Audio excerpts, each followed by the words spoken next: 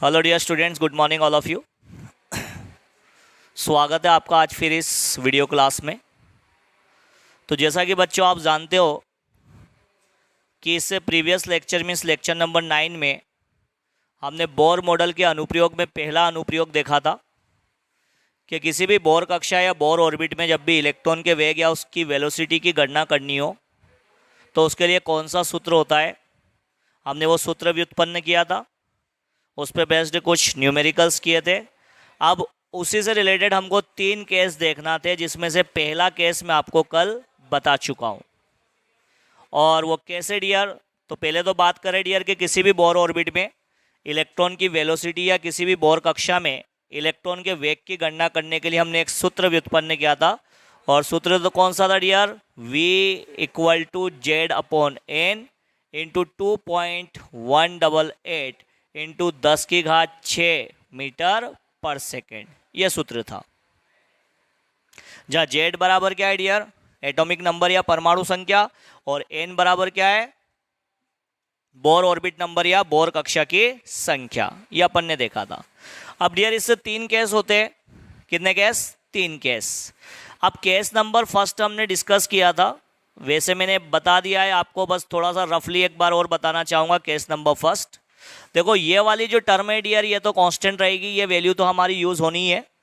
सारा कुछ किस पे डिपेंड है? ओनली इस पर। तो वेरिएबल क्वांटिटी अपनी यही है, परिवर्तनशील राशि। तो मैं लिख सकता हूँ V = now that is the Z/n। Understood. अब हम क्या करेंगे, इसी फॉर्मूले की बेसिस पर एक बार तो Z को स्थिर करेंगे और एक बार n को स्थिर करेंगे, और फिर दोनों को एक एक बार स्थिर करके ये देखेंगे कि जो इलेक्ट्रॉन का वेग है वो किस पर किस प्रकार से निर्भर करता है। तो डियर केस नंबर फर्स्ट में आपने देखा होगा कि हमने क्या किया था, Z को तो किया था डियर स्थिर, या क्या माना था उसको? कांस्टेंट। क्या मान लिया था? कांस्टेंट।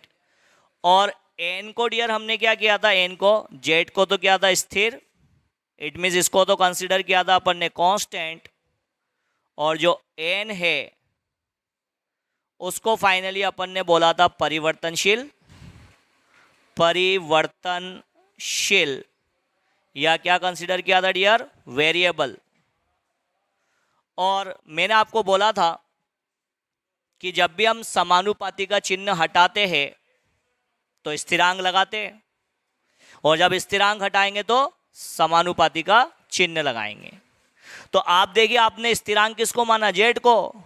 तो मैं Z को हटाऊंगा, और जब Z को हटाऊंगा तो स्थिरांक का उसका समानुपाती का चिन्ह लगाऊंगा। तो क्या हो जाएगा डियर?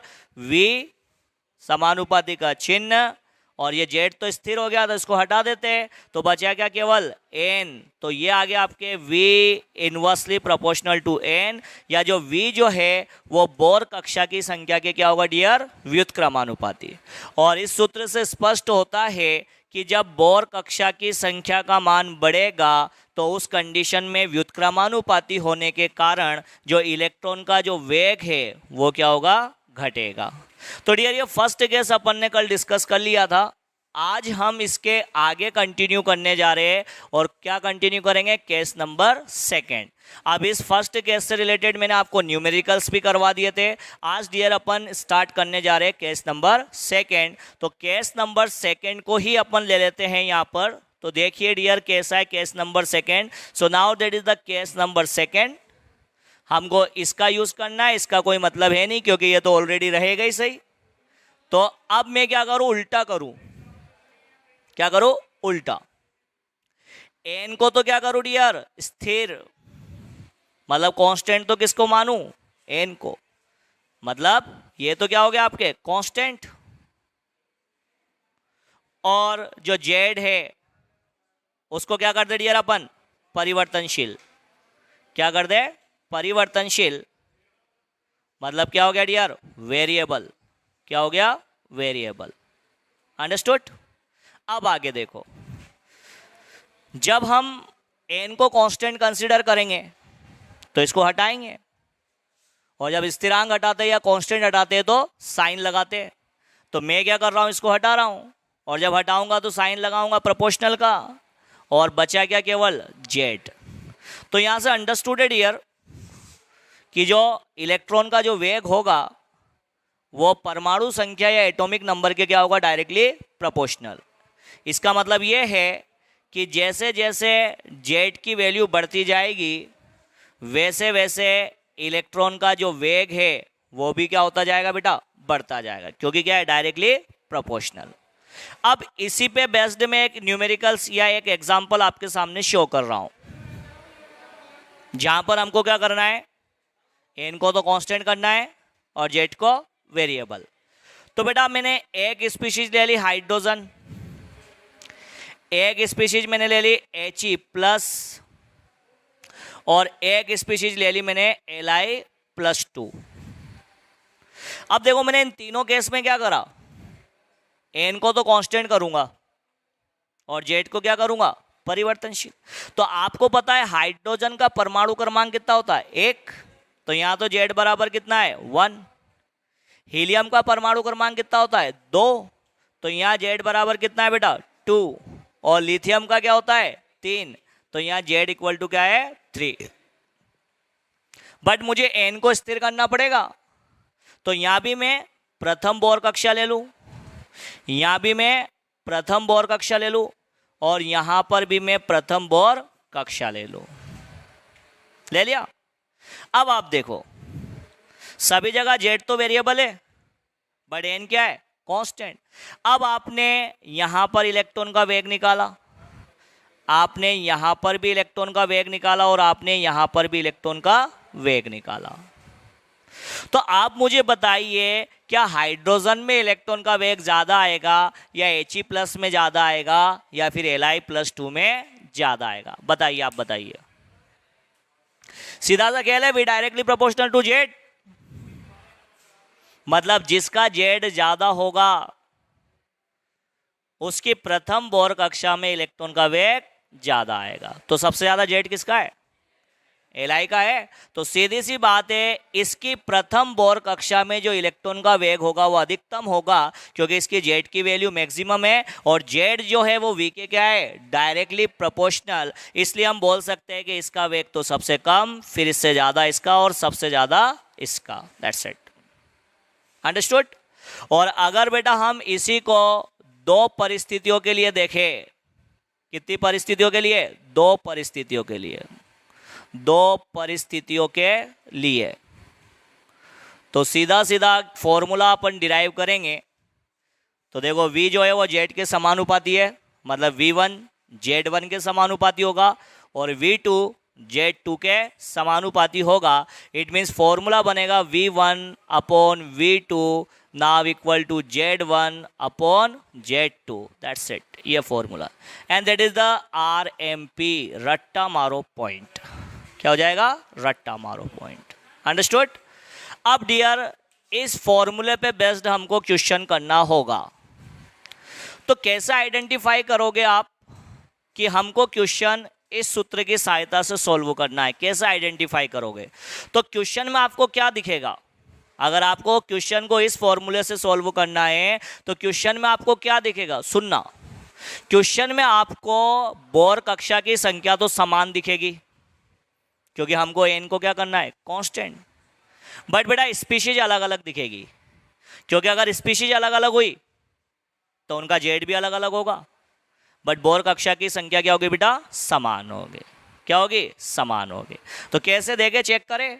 क्वेश्चन देखो, बोला है कि हाइड्रोजन परमाणु की प्रथम बोर कक्षा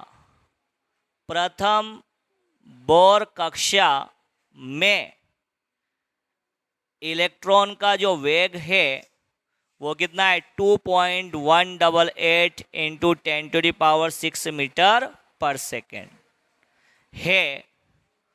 तो He+ की प्रथम बोर कक्षा में इलेक्ट्रॉन का वेग ज्ञात करो। तो देख भाई, यहां भी प्रथम बोर कक्षा और यहां भी प्रथम बोर कक्षा, मतलब एन का मान तो क्या हो गया, स्थिर। क्या हो गया, स्थिर। बट यहाँ स्पीशीज कौन है? हाइड्रोजन परमाणु। और यहाँ स्पीशीज कौन है? He+ ion. तो स्पीशीज अलग अलग हो गई, और जब स्पीशीज अलग अलग हो जाएगी तो उनकी जेड परमाणु संख्या भी अलग अलग हो जाएगी। तो क्वेश्चन फॉलो कर रहा है, इस सूत्र को फॉलो कर रहा है। अब डियर इसको अपन सॉल्व कैसे करें? तो हमारे पास दो स्पीशीज हो गई, एक तो हो गया हाइड्रोजन परमाणु और एक हो गया हमारे पास He+ आयन। जो पहली स्पीशीज होती है उसके लिए हम 1 1 मान के चलते हैं सबको, और जो दूसरी स्पीशीज होती है उसके लिए हम 2 2 मान के चलते हैं सबको। तो यहाँ पर H परमाणु की मैं बात करूँ तो ऑफकोर्स Z1 = 1, Z1 = 1 और V1 = कितना दिया? 2.188 × 10⁶ मीटर पर सेकेंड। अब इसी तरीके से He+ आयन की बात करें तो He+ आयन के लिए चेक करें बेटा, तो Z बराबर तो कितना? 2, मतलब इसको 2 मान के चलेंगे तो Z2 = 2 और V2 मतलब हमको क्या करना है? ज्ञात करना है। तो बस हमारे पास फॉर्मूला है डियर, फाइंड आउट करें। So now that is the V1/V2 = Z1/Z2। तो पहले तो अपन V1 की वैल्यू रख लें, कितनी दे रहेगी? 2.188 × 10⁶ अपॉन V2, और V2 हमको क्या करना है? ज्ञात करना है, बराबर Z1 = 1 and now upon Z2 = 2। now find out V2। so V2 को उधर ले जाए और इसको इधर लाए या इसको इधर लाए तो क्या हो गया dear? 2 × 2.188 × 10⁶। so finally we get here answer is V2, 2 × 2.188 अभी देखा था कितना आएगा? 4.376 and now into that is the 10⁶ metre पर second. That's all।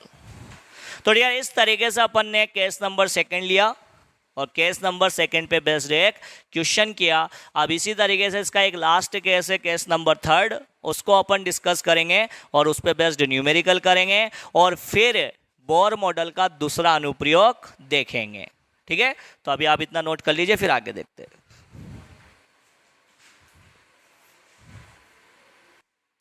Okay dear, now we will start case number 3 और यह है बोर कक्षा में इलेक्ट्रॉन के वेग की गणना से रिलेटेड या संबंधित।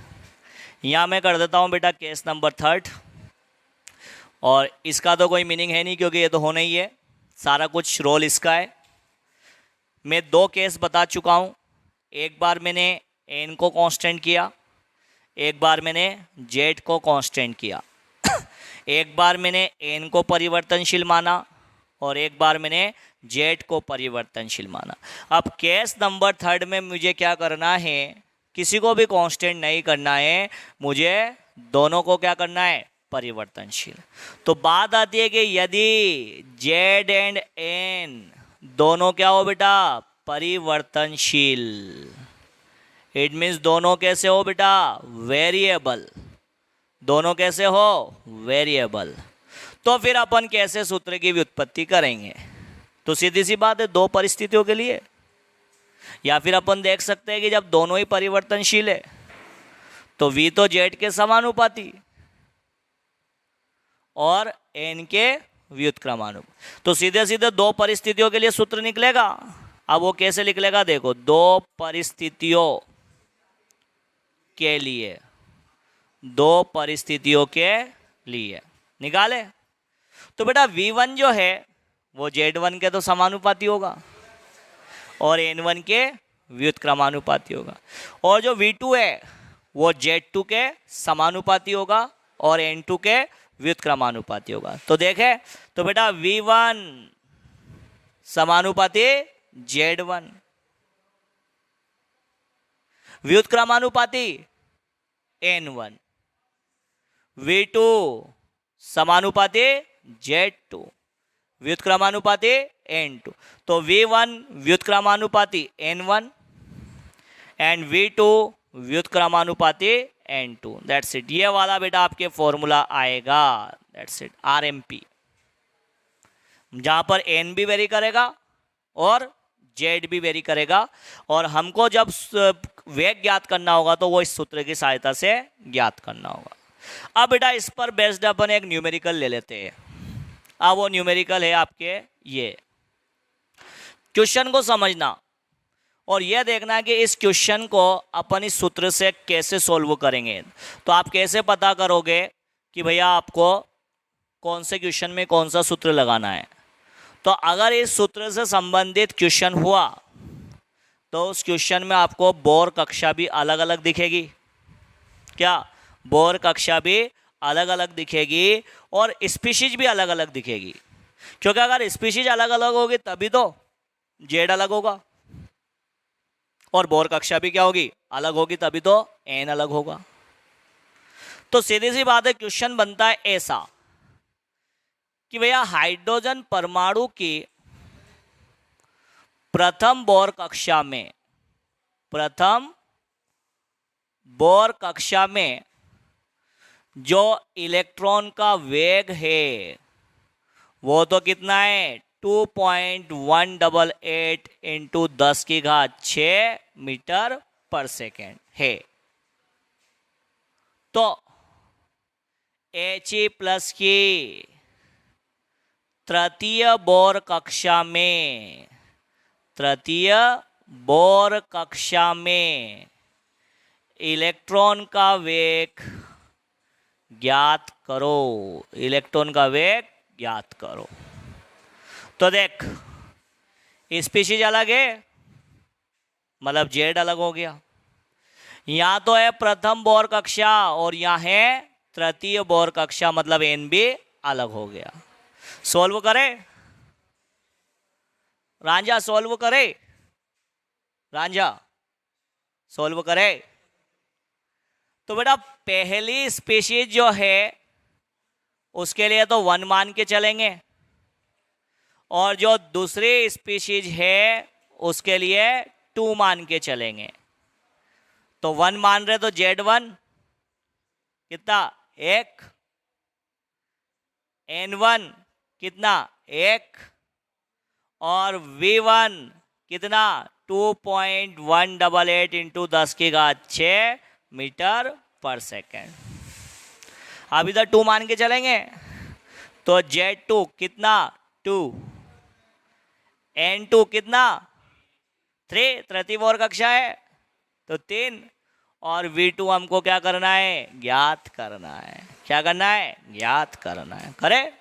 चलो देखो, तो बेटा फॉर्मूला तो है हमारे पास, V1/V2, now Z1N2 upon Z2N1, and now find out the formula. V1 की प्लेस पर तो पुट कर दे 2.188 इंटू 10⁶। V2 हमको फाइंड आउट करना है। Now that is the Z1 equal to 1, N2 3, now upon Z2 2, and now that is the N1 equal to 1, that's all। आगे modify करें तो दैट इज द V2 को उधर ले जाए। क्या ले जाए? V2 को उधर ले जाए, और जब V2 को उधर ले जाएंगे तो ये तो हो गया V2, और इधर क्या रहेगा बेटा? 2 into 2.188 into 10⁶, and now that is upon 3। कितना हो जाएगा? 3। अब बेटा इसको सोल्व आउट करें तो ये तो अभी आपने देखा 4.376, क्या आ जाएगा? 4.376 into 10⁶, and now that is the divide by 3, और इसको पूरा सोल्व आउट करोगे तो आएगा 1.45 almost, and now into 10⁶ metre पर सेकेंड, दैट्स ऑल। तो डियर, इस तरीके से हमको पता चला कि हाइड्रोजन परमाणु की प्रथम बोर कक्षा में तो इलेक्ट्रॉन का वेग इतना था, और He+ की तृतीय बोर कक्षा में जो इलेक्ट्रॉन का वेग आएगा वो आएगा 1.45 इंटू 10⁶ मीटर पर सेकेंड, दैट्स ऑल। तो बेटा पहला जो अनुप्रयोग था कि किसी भी बोर कक्षा में इलेक्ट्रॉन के वेग की गणना करना, तो उसको अपन ने पूरा कंप्लीटली यहाँ पर देख लिया। अब हम दूसरा अनुप्रयोग स्टार्ट करेंगे। ठीक है, तो नोट कर लीजिए इसको, फिर अपन स्टार्ट करते हैं नेक्स्ट।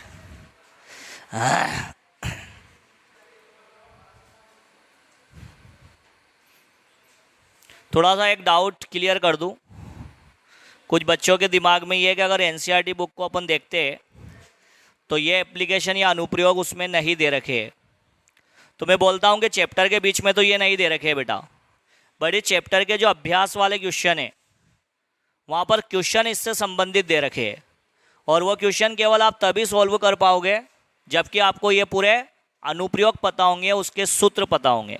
तो आप तो केवल जो लास्ट के जो सूत्र आ रहे हैं अपन जो व्युत्पन्न कर रहे हैं उन सूत्रों को याद रख लो बस। अगर पूरा टॉपिक आप नहीं कर रहे हो तो केवल लास्ट के जो सूत्र है वो याद कर लो जो अपन व्युत्पन्न कर रहे हैं। अगर वो सूत्र भी याद रह जाएंगे तो वो न्यूमेरिकल्स जो है वो उन सूत्रों के आधार पर अपन सोल्व कर सकते हैं। बट मैं तो पूरा डिराइव करके आपको बता रहा हूँ ताकि थोड़ा सा और डेप्थ में हम देख पाए, डिटेल में देख पाए कि भैया एक्चुअल में ये सूत्र तो है बट ये आया कैसे है। तो मैं आपको पूरा डिराइव करके बता रहा हूँ। अब अपन बात करना चाहेंगे बोर मॉडल के अनुप्रयोग में दूसरे अनुप्रयोग की, और दूसरा अनुप्रयोग है बोर कक्षा की त्रिज्या की गणना करने में, त्रिज्या की गणना करने में मतलब फाइनली हमें किसी भी बोर ऑर्बिट की रेडियस फाइंड आउट करना है। अब वो कैसे करते हैं देखो बेटा, ये न्यूक्लियस होता है या नाभिक होता है, इसके चारों ओर ये वृत्ताकार पथ होते हैं जिन्हें अपन बोर कक्षा कहते हैं। ये प्रथम बोर कक्षा है, ये दूसरी है और ये तीसरी है। तो किसी भी बोर कक्षा की त्रिज्या को अपन नाभिक से मेज़र करते हैं। जैसे इसकी बोर कक्षा की त्रिज्या निकालनी है तो नाभिक से इसके मध्य की दूरी देखेंगे। अगर द्वितीय बोर कक्षा की त्रिज्या निकालनी है तो नाभिक से उसकी दूरी देखेंगे, और अगर तृतीय बोर कक्षा की त्रिज्या निकालनी है तो नाभिक से उसकी दूरी देखेंगे। तो नाभिक से किसी भी कक्षा की जो दूरी होती है वही उस कक्षा की त्रिज्या कहलाती है। बट अपन इसको ज्ञात कैसे करते हैं, अपन इसका मान कैसे ज्ञात करते हैं? तो बेटा उस मान को ज्ञात करने के लिए हमारे पास एक सूत्र होगा। अब उस सूत्र को कैसे व्युत्पन्न करेंगे वही अपन देखने जा रहे हैं कि भैया किसी भी बोर कक्षा की अगर आपको त्रिज्या ज्ञात करनी है तो उसको ज्ञात करने का जो सूत्र होता है उसकी व्युत्पत्ति कैसे करते हैं। तो देखो आज अपन उसकी व्युत्पत्ति करना सीखेंगे, सुनना। तो बेटा बोर मॉडल का एक अभिग्रहित था, एक बिंदु था कि इलेक्ट्रॉन पर लगने वाला जो अपकेंद्री बल होता है वो स्थिर विद्युत आकर्षण बल के बराबर होता है। कल बताया था कि एक बल तो अपकेंद्री बल उसको बाहर की ओर खींचता है और एक बल इलेक्ट्रॉन को अंदर की ओर खींचता है। जो अंदर की ओर खींचता है वो स्थिर विद्युत आकर्षण बल, जो बाहर की ओर खींचता है वो अपकेंद्री बल, और दोनों क्या होते, समान होते। इसलिए इलेक्ट्रॉन एक निश्चित वृत्ताकार पथ में ही चक्कर लगाता रहता है, वो नाभिक के अंदर नहीं गिरता।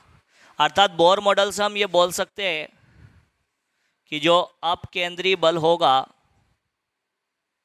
वो बराबर क्या होगा बेटा, स्थिर विद्युत आकर्षण बल। और बेटा अगर इसका अपन सूत्र देखें तो mv²/r, और इसका सूत्र देखें तो kZd²/r²। आगे बढ़ा दे बेटा इसको, ये हमको पता है अब केंद्रीय बल बराबर स्थिर विद्युत आकर्षण। तो एक r से एक r कैंसिल आउट, तो क्या बचेगा mv² = kZd²/r। आगे बढ़ा दे, और जब आगे बढ़ा दे तो यहाँ अपन क्या कर सकते हैं डियर, सुनना। चूंकि जो कोणीय संवेग होता है mvr वो किसके बराबर होता है, nh/2π होता है। चूंकि कोणीय संवेग एंगुलर मोमेंटम इक्वल टू क्या होता है, nh/2π, देखा था कल। तो अपन v का मान निकाल दो, तो v = क्या लिख दूँ, nh, और mr कहाँ जाएगा, नीचे, तो क्या बन गया 2πmr बन गया। अब बेटा इस v के मान को तुम इस समीकरण में रख दो। ये यहाँ से समीकरण 1, इसको दे दो समीकरण 2। तो यहाँ कर दो समीकरण 1 एवं 2 से, समीकरण 1 एवं 2 से करे। और जब आगे बढ़ाए इसको, क्या कर दे, इसको आगे बढ़ा दे। और जब आगे बढ़ाएंगे तो उस कंडीशन में अपन यहाँ पर देख सकते हैं बेटा कि v का मान जब यहाँ रखोगे तो m इंटू क्या है, v स्क्वायर। और v स्क्वायर मतलब इस पूरे का स्क्वायर। किसका स्क्वायर, एन एच अपॉन 2 पाई एम आर, पूरे का स्क्वायर हो रहा है। और इक्वल टू क्या है बेटा, के जेड स्क्वायर अपॉन आर। आगे बढ़ा दे।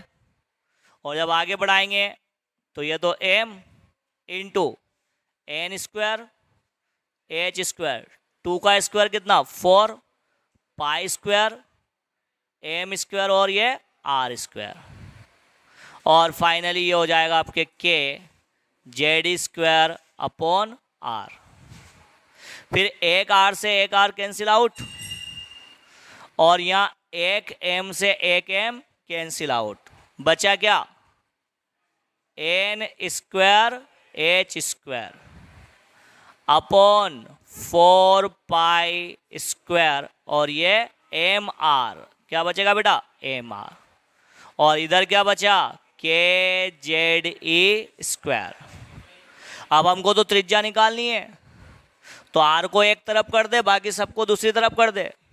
तो आर को उधर ले जाऊं तो ये तो आर बराबर क्या बचा, N square H square upon 4 pi square M.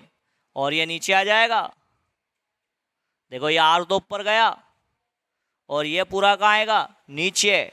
तो क्या कर दूं, के और जेड ए स्क्वायर। यहां तक हो गया बेटा।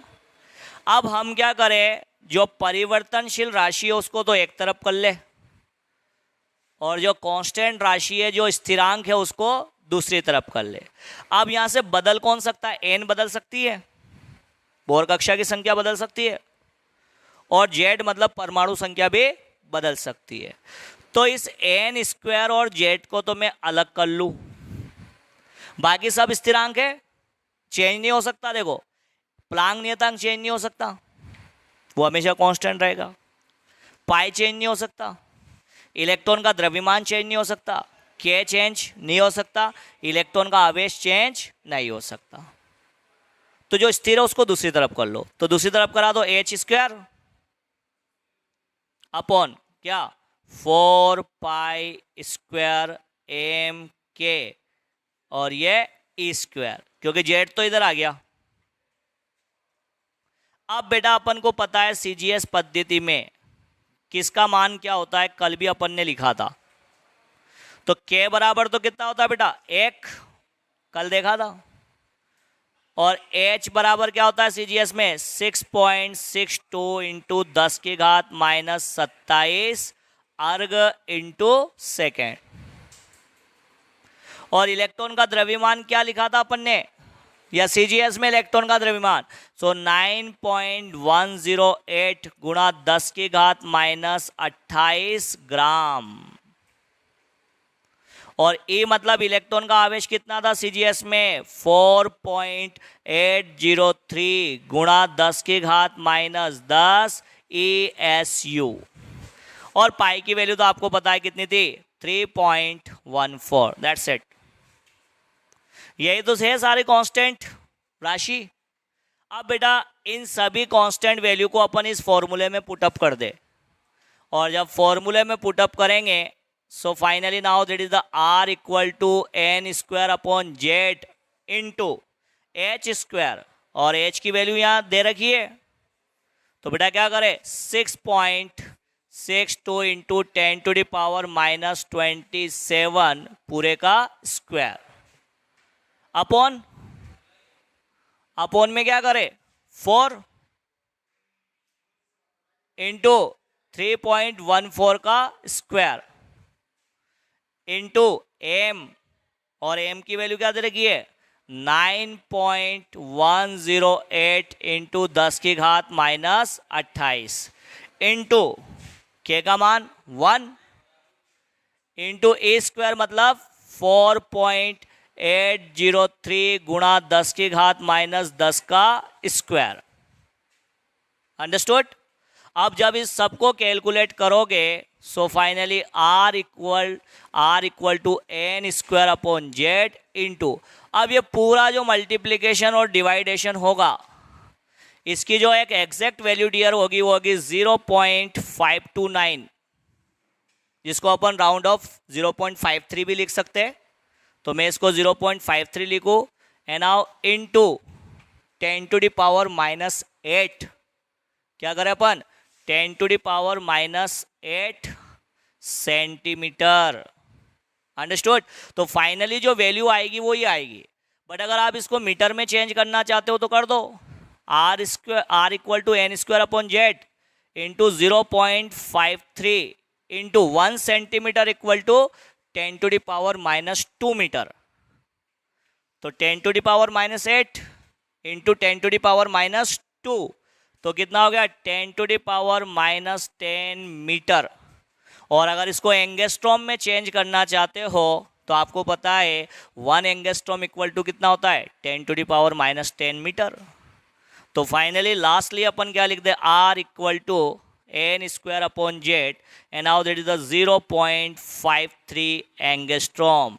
तो डियर ये जो फाइनली सूत्र आएगा, इस सूत्र की सहायता से हम किसी भी बोर कक्षा की त्रिज्या की गणना कर सकते हैं। That's all. अंडरस्टूड। अब इस सूत्र पे आधारित भी वही 3 केस पढ़ेंगे।